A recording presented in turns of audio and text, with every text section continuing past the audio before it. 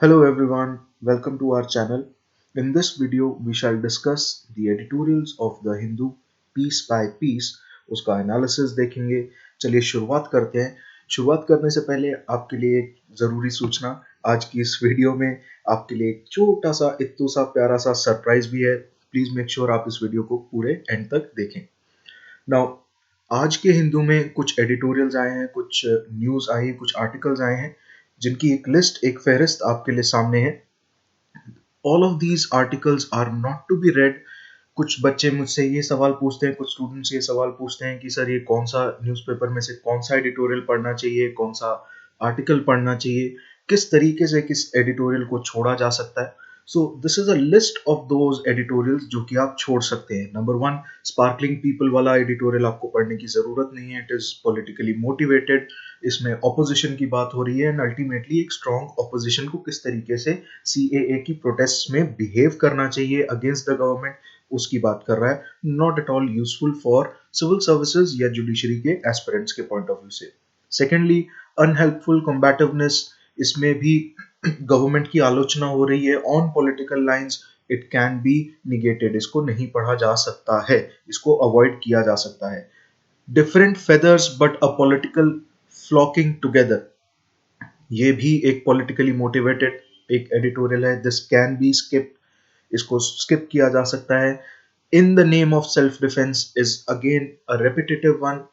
इसमें यूएस और ईरान के इशू को डिस्कस किया है हमने. पहले भी इसके ऊपर एडिटोरियल्स में डिस्कशन की हुई है. अगर आपने वो न्यूज़ नहीं देखी है, अगर आपने वो वीडियो नहीं देखी है, आई वुड सजेस्ट कि आप 10th and 11th of January की हमारी न्यूज़ एनालिसिस की वीडियोस को देखिए. आपके लिए वो हेल्पफुल रहेगा. Next up, protest is at the core of poetry. Now, this also pertains to the ongoing protests in the country, and इस वजह से ये भी आपके पॉइंट ऑफ व्यू से, आपके एग्जाम के पॉइंट ऑफ व्यू से, मेंस के पॉइंट ऑफ व्यू से, एसेस के पॉइंट ऑफ व्यू से not that important and a topic. Is a new India rising and vote for status quo are the most important editorials as far as आज का newspaper is concern. चलिए शुरुआत करते हैं. इन दो editorials को थोड़ा ध्यान से देखते हैं. First of, let's discuss is a new India rising. तो इसमें से एग्जामिनेशन पॉइंट ऑफ व्यू से आपके लिए क्या चीजें इंपॉर्टेंट हैं. Number one, need for fresh leadership. किस तरीके से पॉलिटिक्स में स्टेलमेट हो रहा है इंडियन पॉलिटी में, किस तरीके से लीडर्स सामने नहीं आ रहे हैं, नए लोग पॉलिटिक्स को ज्वाइन नहीं कर रहे हैं. Youth is still afraying, it's still swing away from politics, and किस तरीके से नई सोच जो है पॉलिटिक्स में नहीं आ पा रही है. उस एंगल से जीएस मेंस के लिए, जीएस 2 के पॉइंट ऑफ व्यू से अगर बात करें, या जीएस 1 के पॉइंट ऑफ व्यू से भी, लास्टली एथिक्स के पॉइंट ऑफ व्यू से भी ये टॉपिक इंपॉर्टेंट हो सकता है. इस टॉपिक में से जो चीजें निकालनी है आपकी स्क्रीन के ऊपर है. इससे ज्यादा इस एडिटोरियल को पढ़ने की जरूरत नहीं है. What you need to do is make up your answers on these 5 points which I have stated here. Number one being need for fresh leadership in India. Secondly, participation of youth in nation building. Youth की क्या direction है. आज की date में लोग TikTok users हो गए हैं, यूट्यूब मेंटर्स हो रहे हैं, rather than becoming leaders in their own fields. Youth is tending to be swayed by the ICT, जो कि एक मॉडर्न वर्ल्ड तक्षशिला बन के सामने आ रही है. Information communication technology is becoming the new university for information dissemination. So this is one topic जिसको आपको प्रिपेयर करना चाहिए. एसएस पॉइंट ऑफ व्यू से भी इंपॉर्टेंट है. इंडियन सोसाइटी की dependence on modern means. Indian society is now moving on from an ancient society to a society which is bound by modern tools. यहाँ पे ये typographical error है. I'm sorry for that. Now, this all is what is required from this editorial. इससे ज़्यादा अगर आप इसे पढ़ते हैं, this is a politically motivated editorial. I would suggest you can skip this editorial. आप इस editorial में से अगर कुछ points निकालना चाहते हैं, these are those points. Moving on, a very important editorial which came today, जो कि prelims point of view से and mains point of view से निहायत ही important है, वो है ताइवान के ऊपर. ताइवान में अभी रिसेंटली वोट हुआ है and Taiwan has voted back with a stronger mandate उनके पिछले प्रेसिडेंट को. नाउ ताइवान को समझने के लिए, ताइवान और चाइना के रिलेशन को समझने के लिए थोड़ा सा हमें हिस्ट्री में जाना पड़ेगा। एंड इस एडिटोरियल की बाल की खाल निकालते हैं। इतिहास के पन्नों की बात करें तो ताइवान का जियोग्राफिकल पोजीशन जो है वो चाइना से करीब करीब 160 किलोमीटर दूर साउथ चाइना सी में पड़ता है, in the Pacific Ocean. This is Taiwan, this is mainland China. Now once we have understood कि ये ताइवान चाइना से इतनी दूर है एंड मेनलैंड चाइना का पार्ट नहीं है, let's talk about a brief history कि ये किस तरीके से बन के आया and what are the repercussions for today's perspective. Now, initially, Taiwan was made up of जो कि यहाँ के सेटलर्स थे, जो इनिशियल सेटलर्स थे, they were known as Austronesian tribal people. ये जनरली कहा जाता है कि ये मॉडर्न डे साउथ चाइना से निकल के आए थे and they had migrated towards Taiwan. Taiwan 1624 से लेके 1661 तक एक डच कॉलोनी भी रही थी। इफ यू रिमेंबर, आपने वर्ल्ड हिस्ट्री अगर पढ़ी है, अगर नहीं पढ़ी है तो हम बहुत जल्द हमारे ही चैनल पे वर्ल्ड हिस्ट्री से रिलेटेड एक नई सीरीज लेके आएंगे आपके लिए, जो कि मेंस के पर्सपेक्टिव से बहुत इंपॉर्टेंट होने वाली है। जो लोग पंजाब के लिए प्रिपेयर कर रहे हैं तो वो वर्ल्ड हिस्ट्री में प्रीलिम्स में भी पूछते हैं, सो मेक श्योर आप उस सीरीज को भी फॉलो करें। Now China at that time, जब इंडिया ब्रिटिशर्स के अंडर था, उस समय चाइना ना सिर्फ ब्रिटिशर्स के अंडर था बल्कि डच के अंडर, जापान के अंडर, फ्रांस के under, and there were certain portions जो कि अमेरिका कंट्रोल करता था। तो बेसिकली चाइना एक मिनी वर्ल्ड मैप जैसा था जहां पे सारी की सारी कंट्रीज राज करती थी। सेकेंडली, अगर ताइवान की बात करें, ultimately Taiwan was controlled by China 1683 से 1895 तक। करीब करीब 200 साल तक चाइना का कंट्रोल रहा ताइवान के ऊपर, जिसके बाद थोड़े टाइम के लिए it became a colony of Japan. Japan जब सीनो जापान वॉर, फर्स्ट सीनो जापानीज वॉर की बात करें 1895 में, चाइना ने ताइवान को जापान के हाथ कर दिया था, जापान ने उसे एक्वायर कर लिया था। Ultimately after world war two, Japan को सरेंडर बैक करना पड़ा था Taiwan to China. Now situation worsen होती है फ्रॉम 1949 इन पर्टिकुलर।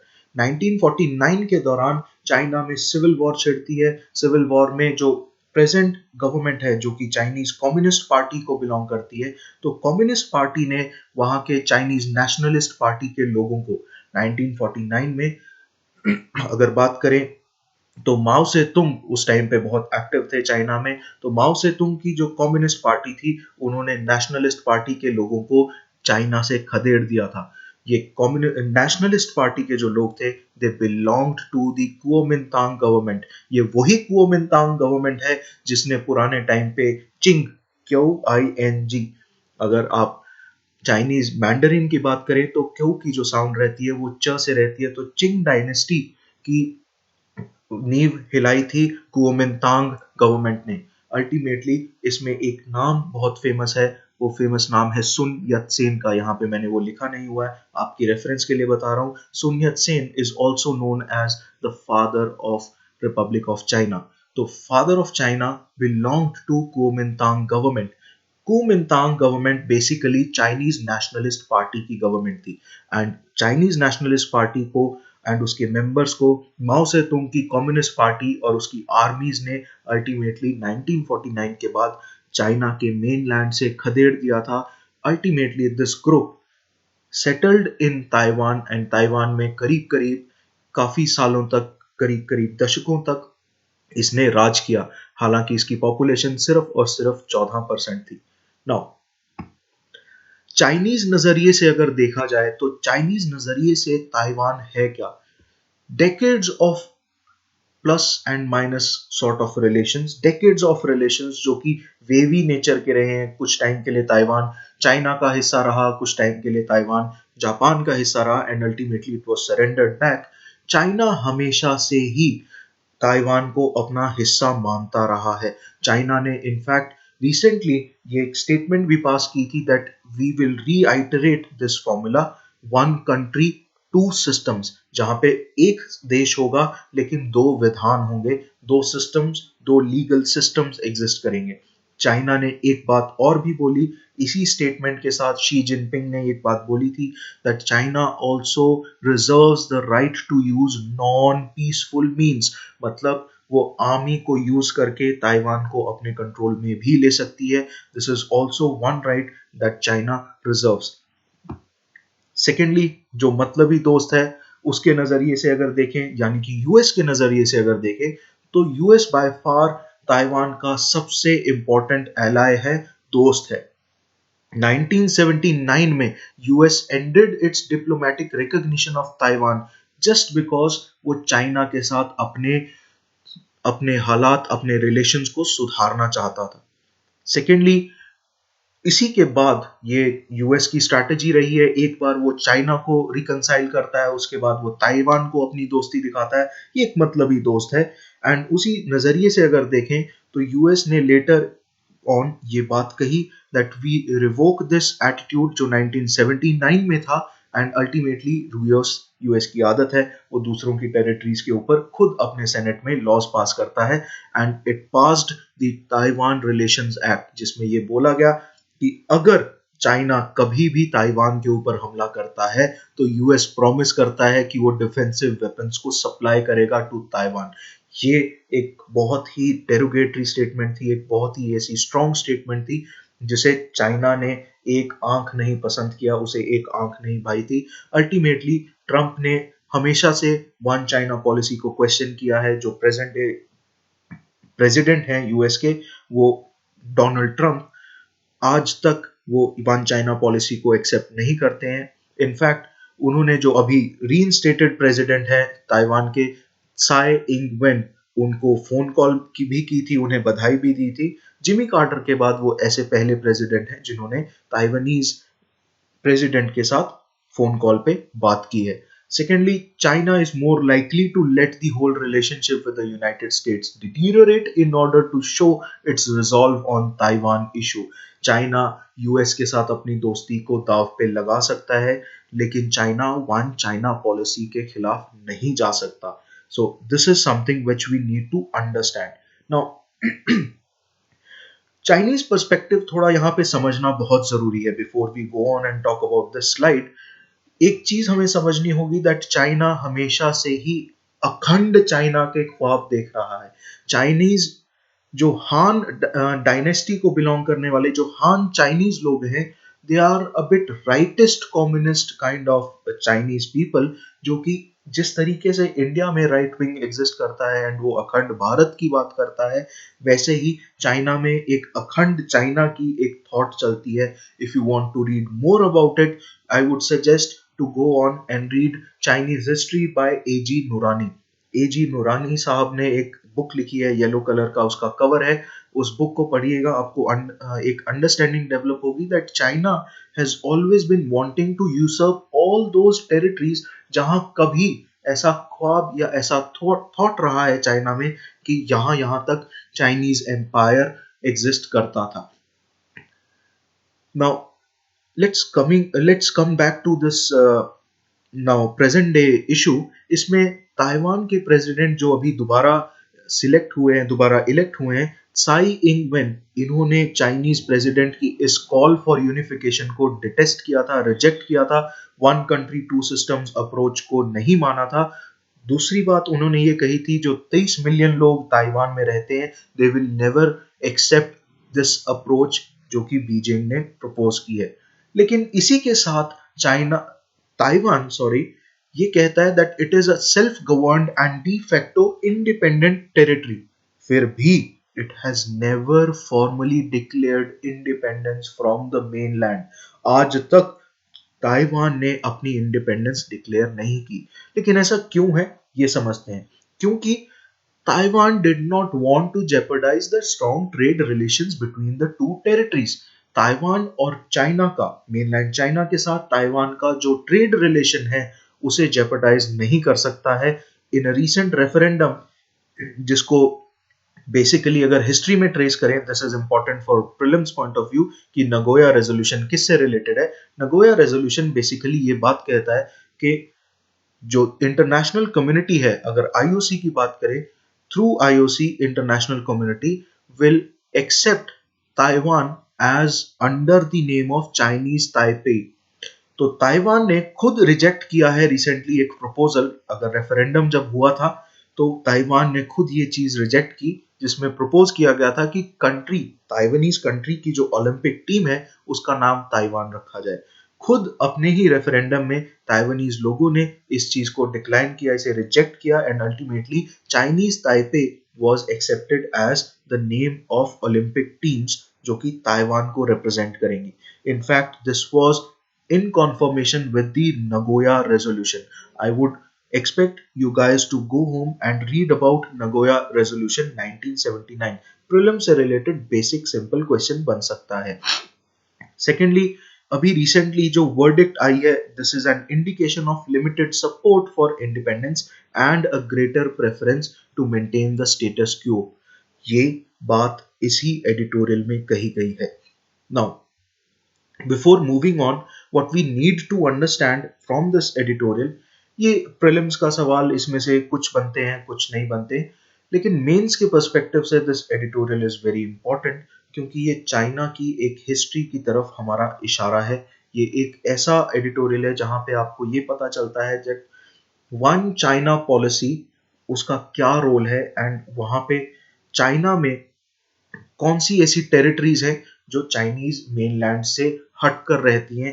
एक तिब्बत का सबको पता होता है, Taiwan is one of those territories. Hong Kong के साथ वन कंट्री टू सिस्टम्स वाली पॉलिसी चलती है, हांगकांग में अभी रिसेंट प्रोटेस्ट भी हुए थे। एंड लास्टली एक टेरिटरी है जहां पे उइगुर मुस्लिम्स के साथ बहुत ज्यादा प्रताड़ना हो रही है, उनके साथ परसिक्यूशन हो रही है, that is Xinjiang region. North west में अगर आप चाइना के देखें तो जो ऊपर का एक बुल हॉर्न जैसा एक रीजन है, that is Xinjiang region, China के नॉर्थ वेस्ट में पड़ता है।